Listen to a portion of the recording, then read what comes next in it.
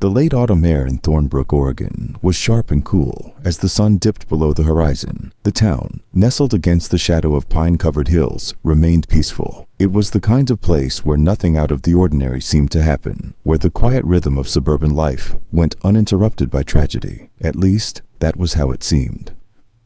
That evening, Darian Price arrived home after a long day at the construction firm, where he worked as a project manager. His mind was preoccupied with work deadlines and managing his team. Pulling his pickup truck into the driveway, he noted how still the house appeared. No lights flickered in the windows, no sounds of laughter or footsteps. It was quiet, unnervingly quiet. Darian stepped inside, the familiar warmth of his home offering little comfort against the growing unease. Iona, his wife of 12 years, was nowhere to be seen. Normally, she'd be bustling in the kitchen or reading in the living room, her presence filling the house with a sense of stability. Tonight, though, everything felt wrong. As he wandered through the kitchen and into the living room, a creeping sense of dread took root. There were no signs of dinner being prepared, no sounds of life. His footsteps echoed through the silence, amplifying the absence of his wife and the ordinary chaos of their children's activities. Something was missing. The door to their master bedroom was slightly ajar. That was the first sign something was very wrong. Iona never left the door open. Pushing it open further, Darian's world spun. On the floor beside the bed, sprawled awkwardly, lay Iona. Her body was still, and beneath her, a pool of dark blood soaked into the cream-colored carpet. The once familiar scene of their room, so ordinary and safe, was shattered. Her golden hair, matted with blood, was a far cry from the careful elegance she usually carried. Furniture had been overturned. Glass from a shattered vase glinted on the floor. The room told a story of struggle, of violence. But everything was now disturbingly still, too still. Darian's body reacted before his mind could process the horror. He stumbled to her side, calling her name in his head, but no sound left his lips. Her skin was cold to the touch, her chest unmoving. The finality of her death was undeniable, though his mind scrambled to reject it. Fumbling for his phone, his hands shook uncontrollably as he dialed 911. The seconds dragged out as he waited for the operator's voice. But the room around him felt distant, as though he was trapped in a nightmare he couldn't wake from. The once familiar walls now felt like a prison, locking him into the reality of what had happened. The sirens, when they finally came, seemed far away at first but soon cut through the silence, marking the arrival of the police and paramedics. The flashing lights outside the house illuminated the quiet street, casting eerie shadows over the once peaceful neighborhood. Darian sat near Iona's body, numb, lost in a haze of shock as officers and paramedics rushed in. They moved quickly, securing the scene and assessing Iona's lifeless form. Their grim expressions confirmed what Darian already knew. His wife was gone. Outside, neighbors gathered, drawn by the flashing lights and the instinctual curiosity that accompanies tragedy. Whispers circulated through the crowd, carried on the cool night air. Everyone had known Iona. She was the kind of person who was involved in everything, from community events to the local church.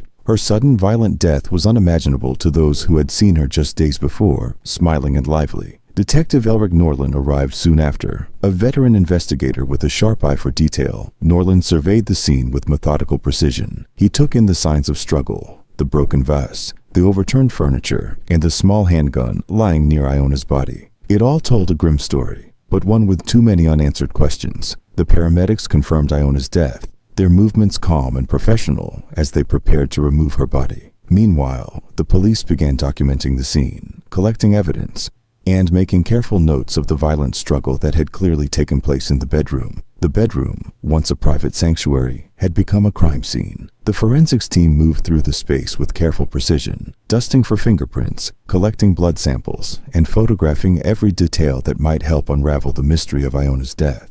Outside, the neighborhood buzzed with speculation. Greta Ellison, an elderly woman from across the street, watched with wide eyes as the police worked. She had known Iona well, but now she whispered with neighbors, trying to make sense of the tragedy unfolding in front of them. As Norland examined the room, he noticed small clues, details that might otherwise be overlooked. The handgun on the floor, a model registered to Darian Price, immediately stood out. Domestic cases were often messy, and in most investigations, the spouse was the first to be questioned. But there was something about Darian's reaction, his clear shock and devastation, that suggested more complexity beneath the surface. Norland knew better than to jump to conclusions. The investigation was just beginning, and while the signs of struggle were clear, the truth of what had led to Iona's death remained obscured. There were secrets in this house, secrets that had been carefully hidden until they violently surfaced in this tragic moment.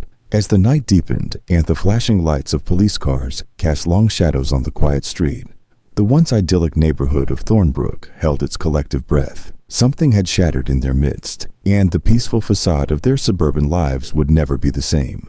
Iona's death, while shocking and tragic, was only the beginning. Beneath the surface of her seemingly perfect life lay darker truths that would soon unravel, pulling everyone in Thornbrook into a story of obsession, control, and a final fatal act of violence. To everyone in Thornbrook, Iona Price had appeared to live the perfect life. She was an involved wife and mother, always volunteering at community events, active in the local church, and a regular presence at her children's school. She was the kind of person who always had a smile on her face, her life seemingly well-ordered and ideal. But beneath that facade lay a growing sense of frustration and loneliness, one that she had successfully hidden from the outside world for years.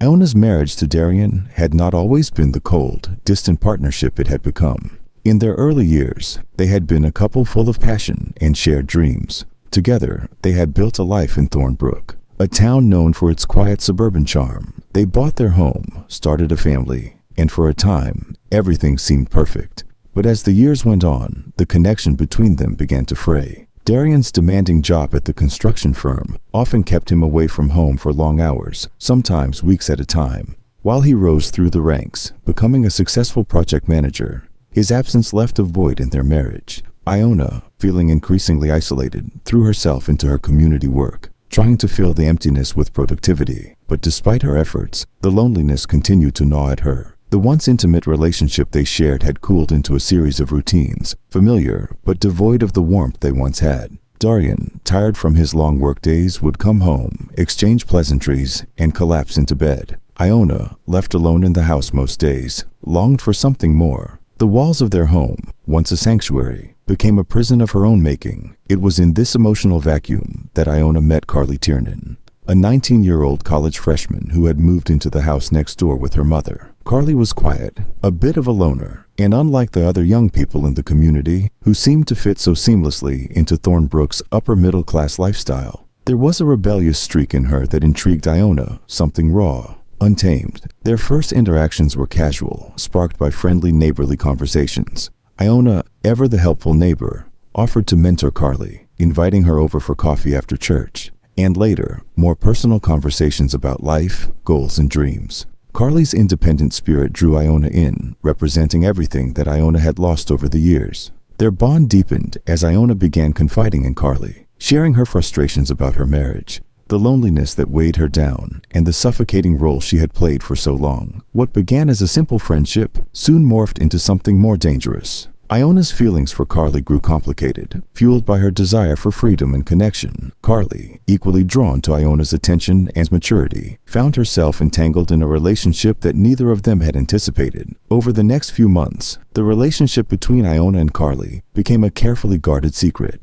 They met in private, away from the prying eyes of the town. Iona's yearning for intimacy and excitement led her down a path that neither woman was prepared to handle. Carly, who had initially seen Iona as a mentor, soon realized she was becoming the object of Iona's obsession. Iona's once orderly life began to unravel as she became increasingly fixated on Carly. Her daily routines shifted, with most of her time now spent planning ways to be with Carly, texting her at all hours, and insisting they meet whenever possible. The emotional intensity was suffocating, but Iona refused to let go. Carly, who had initially enjoyed the attention, began to feel trapped. What had started as a thrilling escape was quickly turning into a nightmare. As the relationship intensified, Iona's behavior became erratic. She would show up unexpectedly at Carly's house, waiting for her after school, or calling her late into the night with demands. Carly's attempts to create distance were met with Iona's desperation, with threats to expose their relationship if Carly ever tried to walk away. The once gentle and caring mentor had become possessive, her demands and expectations far beyond anything Carly could handle. The night of Iona's death marked the breaking point. Earlier that day, Iona had sent Carly a series of frantic text messages, insisting that they meet at the Price home that evening. Carly, who had spent the last few weeks trying to avoid Iona, reluctantly agreed, hoping to end things once and for all. She arrived at the house late, slipping in through the back door, as she had done many times before. The moment Carly stepped into the house, she could feel the tension hanging in the air. Yona was waiting in the kitchen, her face pale, her eyes filled with an intensity that Carly hadn't seen before. They didn't speak at first, but the silence between them was heavy, charged with unspoken fears and emotions. Carly knew this wouldn't be a simple conversation. She could feel the storm brewing. What began as an attempt to break things off quickly escalated into a heated confrontation. Iona, desperate to keep Carly in her life, accused her of betrayal, of trying to abandon her. Carly, equally desperate to escape the increasingly toxic relationship, tried to leave, but Iona blocked her path, her voice rising with each passing moment. The argument soon turned physical. Carly tried to push past Iona, but Iona grabbed her, refusing to let her go. The struggle between them was fierce, fueled by Iona's desperation and Carly's panic. The room became a whirlwind of chaos, with furniture knocked over, objects smashed in the midst of their fight. At some point, the gun appeared. Whether Iona had retrieved it in a final misguided attempt to maintain control, or whether it was Carly's last-ditch effort to protect herself, no one could say for sure. But when the gun went off, the struggle ended. By the time Darian arrived home, Iona's body was already growing cold, her life drained from her in a single moment of violence. The room, still filled with the remnants of their struggle, was now eerily still. Iona's death, sudden and tragic, was not the result of a random act of violence. It was the culmination of months of obsession, control, and a desperate need for connection. As Detective Norland began his investigation, the pieces of Iona's life started to come into focus. The perfect picture of suburban bliss had masked a darker reality, one filled with secrets, lies, and emotional manipulation. The quiet life of Thornbrook had been shattered, and Norland knew that the truth behind Iona's death would be far more complex than anyone had imagined. The bedroom where Iona Price had taken her last breath was a mess of shattered glass, overturned furniture, and broken promises. The once pristine, organized space had been reduced to chaos, its remnants telling the story of a violent and desperate struggle. As the forensics team meticulously picked through the room, photographing every inch, the sense of raw emotion lingered in the air. Detective Elric Norland stood in the doorway, surveying the wreckage. His sharp eyes scanned the room, absorbing every detail. The rumpled bed, the broken vase near the window, and, most importantly, the gun lying on the floor beside Iona's lifeless body. This wasn't just a domestic dispute gone wrong. There was something darker at play here. Iona's body had already been examined by the coroner, who confirmed that the fatal shot had struck her directly in the chest, killing her almost instantly. Her body was surrounded by a pool of blood, now seeping into the carpet beneath her. A look of terror was etched on her face, frozen in time. Her golden hair, once carefully styled, was now matted with blood, and bruises covered her arms and neck, clear signs of a violent struggle. The gun, a small handgun registered to Darian Price, was the focal point of the investigation. It lay only a few feet from Iona's body, and while it hadn't been wiped clean, there were smudged fingerprints on the handle. The forensics team carefully bagged the weapon, knowing it would hold critical answers. The placement of the gun near Iona's body raised immediate questions for Norland. Had Iona been holding it, trying to defend herself, or had someone else grabbed it in the heat of the moment? The disarray in the room indicated that this had been no calm, calculated killing. There had been a struggle, furniture knocked over, shattered glass on the floor, as though Iona had tried to resist her attacker. It was clear that the final moments of her life had been filled with fear and desperation. But who had been in the room with her when it all went wrong? Norland turned his attention to the forensic specialists, who were busy dusting the furniture and surfaces for fingerprints. The team worked silently, methodically combing through the wreckage. Every tiny detail mattered. Every speck of blood, every fingerprint could offer a clue to what had unfolded in this room. As the detective moved around the room, something on the floor near the bed caught his eye. It was partially hidden beneath the sheets, small and barely noticeable at first glance. He knelt down to retrieve it, carefully lifting the fabric away. It was a delicate silver bracelet, thin and dainty, too small to belong to Iona. Norland turned it over in his hand, noting the faint initials engraved on the clasp. C.I. Carly Tiernan, the young woman whom neighbors had mentioned being close to Iona in the months leading up to her death. The bracelet confirmed what Norland had suspected. Carly had been in the house that night, likely during the fatal confrontation. He tucked the bracelet into an evidence bag and made a mental note to follow up with Carly. While Carly had not been formally linked to the crime yet, this was a significant development. The relationship between her and Iona had raised eyebrows in the community, with many noticing how frequently Carly was seen coming and going from the Price home. What had once been dismissed as mentorship was now taking on a more troubling implication. As Norland continued his sweep of the room, he stopped at the nightstand, A phone, its screen cracked, lay on the floor beside it, another casualty of the struggle. He picked it up and powered it on, seeing the familiar wallpaper of Iona's smiling face with her children. But it was the text messages that grabbed his attention. The screen lit up with several unread messages from Carly Tiernan. The last message, sent just minutes before Iona's death, read,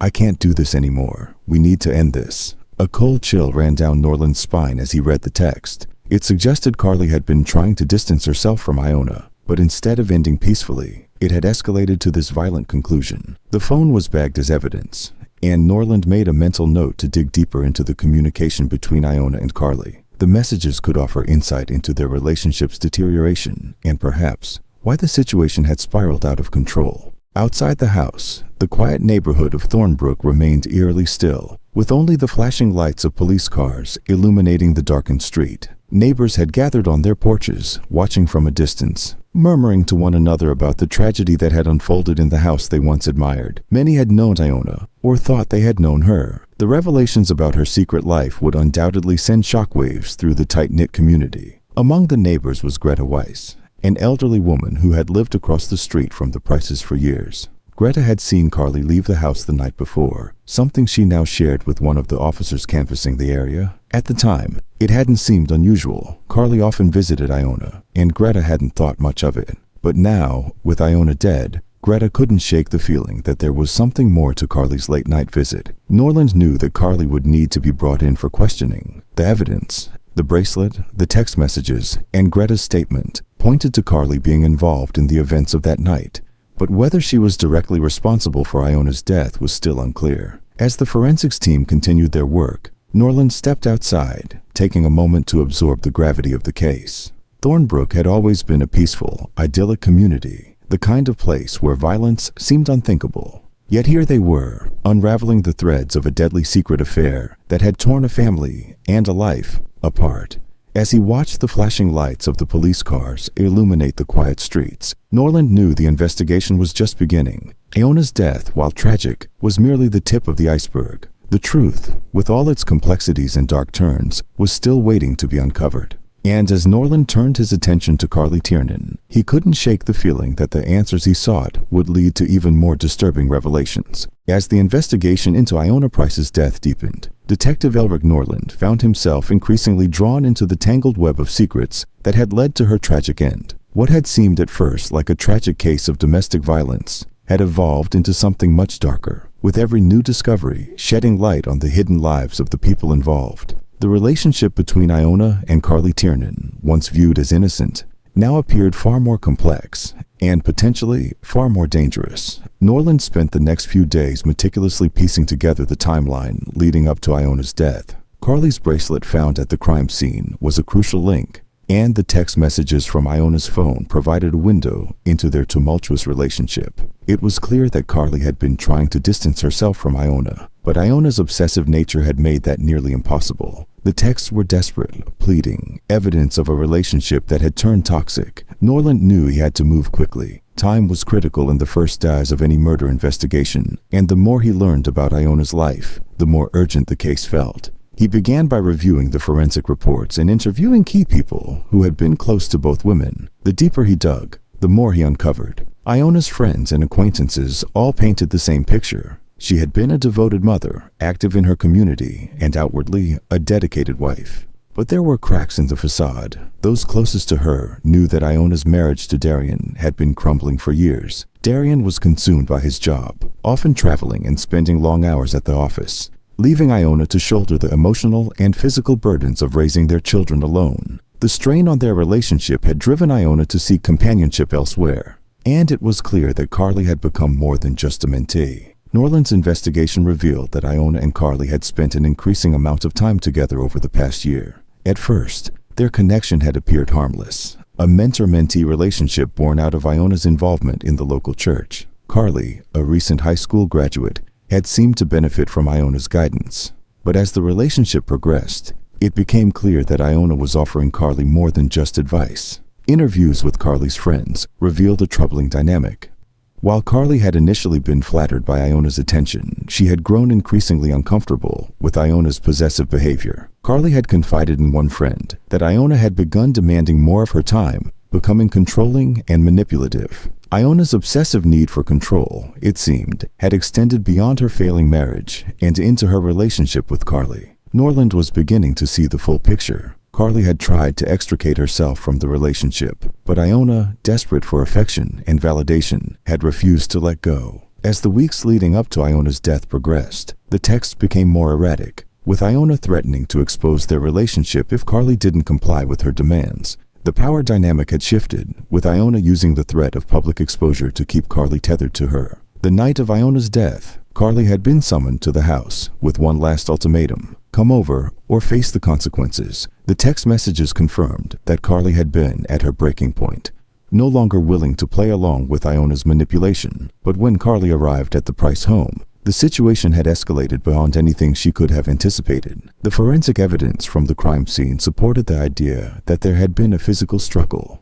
Iona had been found with bruises on her arms, suggesting that she had been grabbed or restrained during the altercation. The placement of the gun, found on the floor near her body, pointed to a moment of panic. Norland's theory was that Iona had grabbed the gun in a desperate attempt to regain control over Carly, perhaps hoping to intimidate her into submission. But instead of calming the situation, it had pushed Carly into a corner, and the result was deadly. Norland also turned his attention to Darian Price, Iona's estranged husband. While Darian had been at work the night of the murder, his alibi wasn't airtight. Norland had learned early in his career that even the most innocent-looking individuals could harbor dark secrets, and Darian's detachment from his family had raised red flags.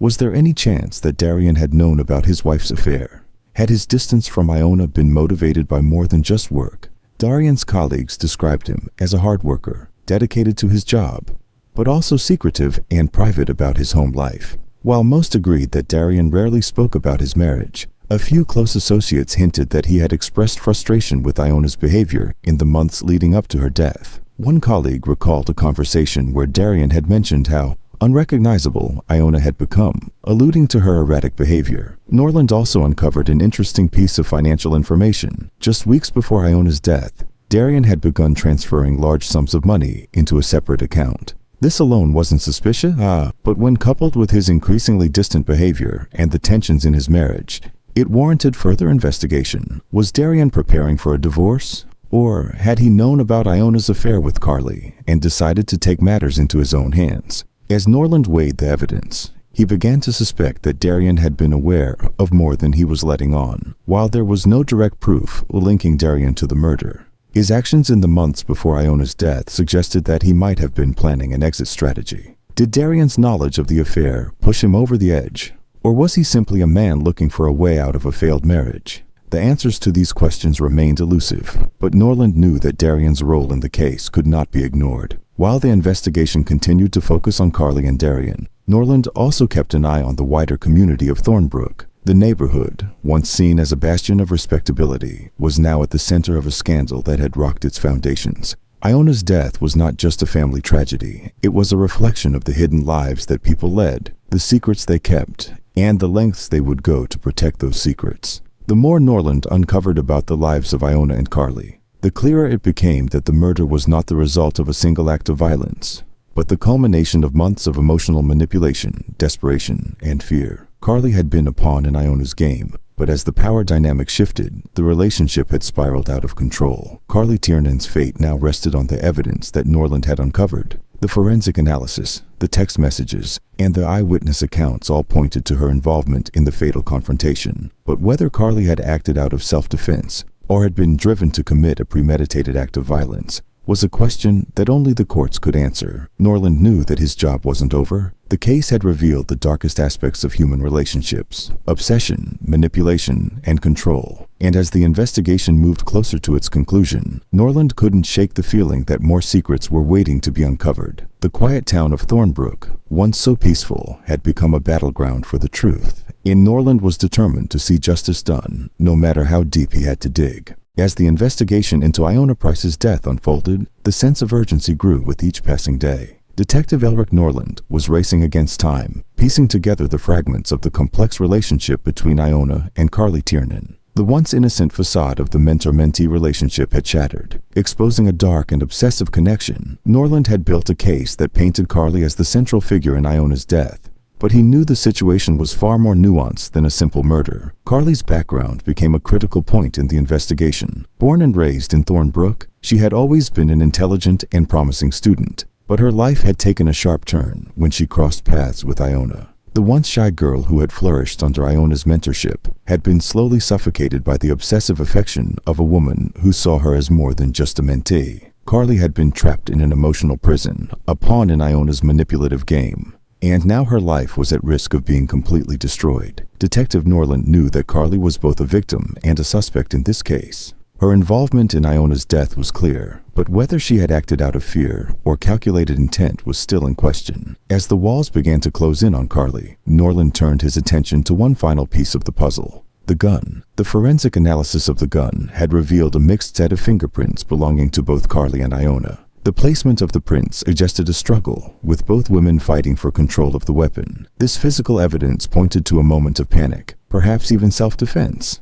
But Norland needed more than a theory to prove Carly's innocence or guilt. He needed to understand what had driven the relationship to its fatal conclusion. Returning to the crime scene, Norland focused on the small details that might have been overlooked in the initial investigation. The Price home, now eerily empty, still held traces of the life that had been lived within its walls. As Norland walked through the rooms, he tried to imagine the escalating tension between Carly and Iona. The room where Iona's body had been found was a mess of overturned furniture and shattered glass, evidence of a struggle that had turned deadly. But it wasn't just the physical evidence that concerned Norland. The psychological manipulation that Iona had exerted over Carly played a significant role in the tragedy. Iona's texts and videos painted a picture of a woman who was spiraling out of control, desperate to keep Carly in her grasp. Iona's increasing paranoia had led her to threaten Carly repeatedly, using her influence and authority to manipulate the young woman. The toxic relationship had become a ticking time bomb, and Norland knew that it had only been a matter of time before things exploded. The video recordings on Iona's phone revealed much more than anyone had anticipated. The footage of their encounters, secretly recorded by Iona, showed the gradual unraveling of their relationship. In the beginning, Carly seemed willing, even eager, to spend time with Iona, but as time went on, Iona's behavior became more erratic. She began to pressure Carly for more attention, demanding that she cut ties with her friends, spend more time with her, and even leave her home at odd hours to meet her. In the last video, taken just days before Iona's death, the cracks in their relationship were evident. Carly appeared tense, distant, and unwilling to engage in conversation. Iona's frustration was palpable. She threatened to expose their relationship to Carly's family, a threat she had made multiple times before, but this time, it carried a darker edge. Iona was growing more desperate, and Carly seemed terrified of what might happen if she didn't comply. Norland couldn't help but feel a sense of empathy for Carly. She had been manipulated, controlled, and emotionally blackmailed by Iona for months. The video footage showed a young woman who had been pushed to the brink, forced to choose between her freedom and the destructive demands of a woman who had lost all sense of reason. But sympathy wasn't enough to absolve Carly of guilt. Norland needed the full story. It was time to confront Carly with the evidence. Armed with the video footage, the forensic reports, and the timeline of events, Norland arranged a second interview with Carly at the station. He needed her to open up, to explain in her own words what had happened in those final moments. The interrogation room was cold and sterile, a stark contrast to the emotional weight that Carly carried into it. She sat across from Norland, her face pale and drawn, her hands trembling slightly as she folded them in her lap. She had been cooperative up until this point, but Norland could sense the fear that lingered just beneath the surface. Carly knew that her future was on the line, and the burden of that knowledge seemed to crush her. Norland began by laying out the evidence in front of her: the text messages, the videos, the autopsy report. Each piece painted a picture of escalating tension between her and Iona. He didn't accuse Carly directly, but the weight of the evidence was impossible to ignore. As he recounted the events leading up to the murder, Carly's composure began to crack. Tears welled up in her eyes as she listened to Norland's recounting of the investigation. The pieces of her life laid bare in a way that was both clinical and devastating. But when Norland presented the video footage, Carly's emotional dam finally broke. The reality of the situation was too much to bear. Carly's voice, weak and trembling, cut through the silence of the room. She began to recount her side of the story, the months of emotional abuse and manipulation that had led to Iona's death. She described how Iona had become increasingly possessive, demanding more of her time, and how the relationship had turned from friendship into something far more dangerous. Carly had tried to leave, to break free from Iona's control, but every time she tried, Iona had threatened to ruin her life.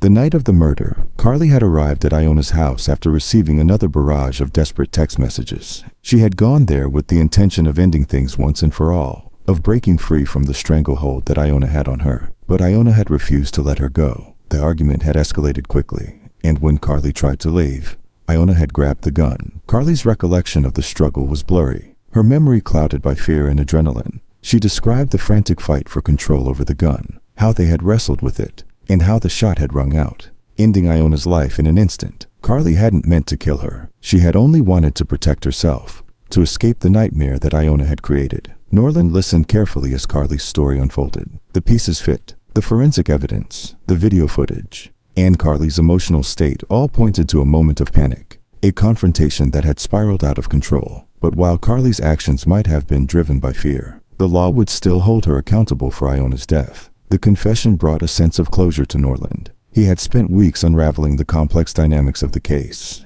and now he finally understood what had happened. Carly Tiernan had been a victim of Iona's manipulation, but in the end, she had become a perpetrator as well. The tragedy of Iona's death was that it had been avoidable, but the toxic relationship between the two women had sealed both of their fates long before that fatal night. Norland knew that the legal system would take Carly's circumstances into account, but her future was uncertain. The evidence was clear. Carly had killed Iona, even if it was an accident. Now it would be up to the courts to decide her fate. The town of Thornbrook, once a place of quiet respectability, was left reeling from the scandal that had unfolded in its midst. The Price family, devastated by Iona's death, would have to come to terms with the truth of who Iona had been in her final months. And Carly, whose life had been turned upside down, would have to face the consequences of her actions. The case had revealed the darkest parts of human nature, the need for control, the desperation for affection, and the destructive power of manipulation. As Norland closed the file on Iona Price's death, he knew that the lessons learned from this case would stay with him for a long time. In the end,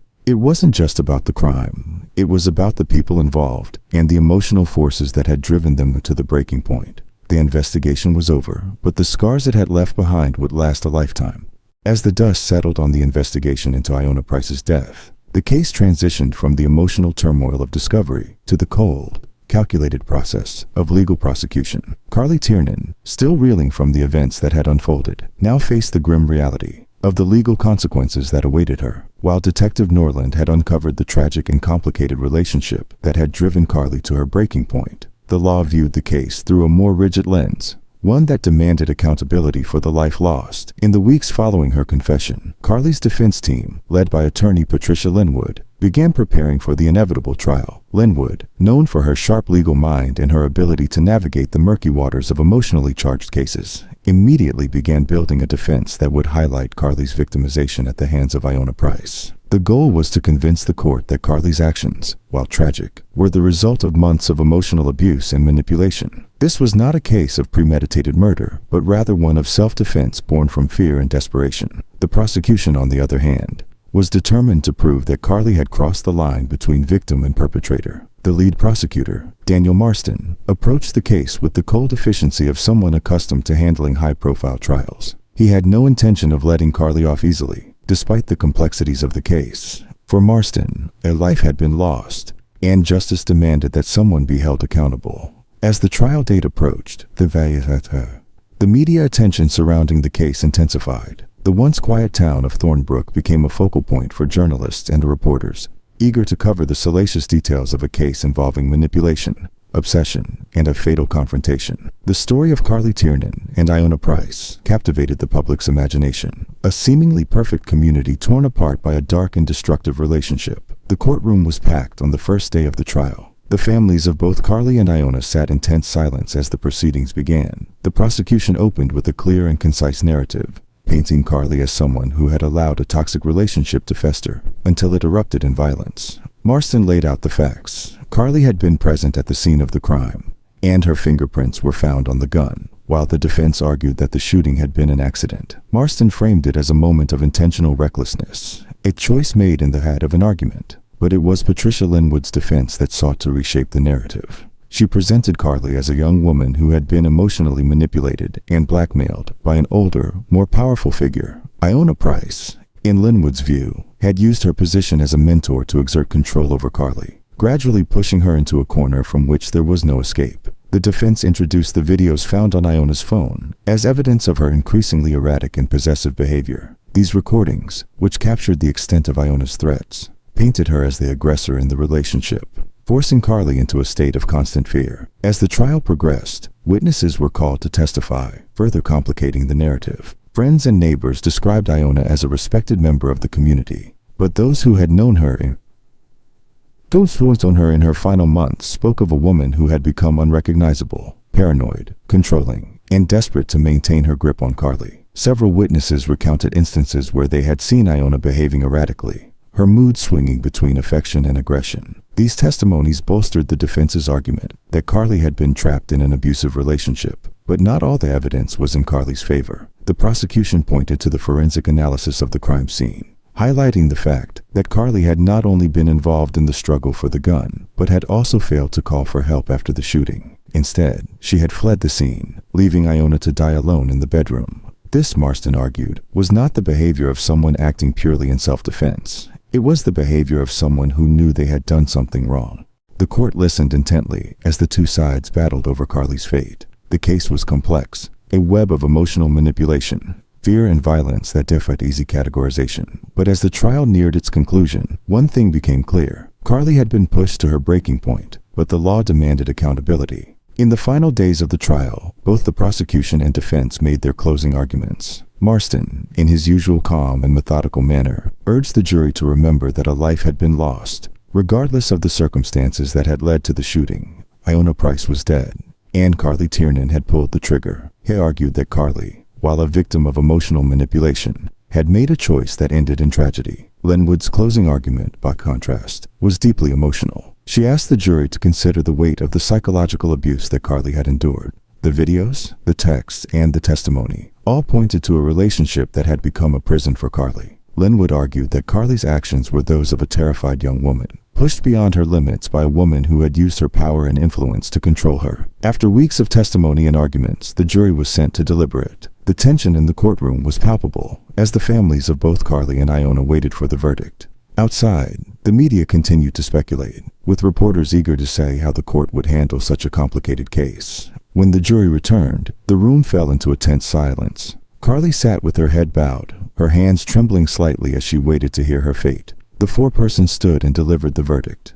Guilty of manslaughter. The jury had recognized the complexities of the case, acknowledging that Carly had not acted with premeditation, but had nonetheless been responsible for Iona's death. The court sentenced her to 5 years in prison, with the possibility of parole after 3. The verdict was met with mixed reactions. Carly's family wept quietly, relieved that she had not been convicted of murder, but devastated by the reality of her prison sentence. Iona's family, while seeking justice for their daughter, was left to grapple with the knowledge of who Iona had been in her final months, someone they barely recognized. For Carly, the trial's conclusion marked the beginning of a new chapter. The road ahead would be difficult, but for the first time in months, she could see a future, one where she would no longer be under the shadow of Iona Price's control. She would serve her time, but the truth had come out, and in that truth, there was a small measure of freedom. In the months following the trial, the town of Thornbrook slowly returned to its quiet routine, but the scars left by the Price case remained. The death of Iona Price, once a respected community figure, and the conviction of Carly Tiernan had forced the town to confront the darker side of human relationships, the consequences of power, control, and manipulation. Detective Elric Norland, though satisfied with the outcome of the investigation, found himself haunted by the complexities of the case.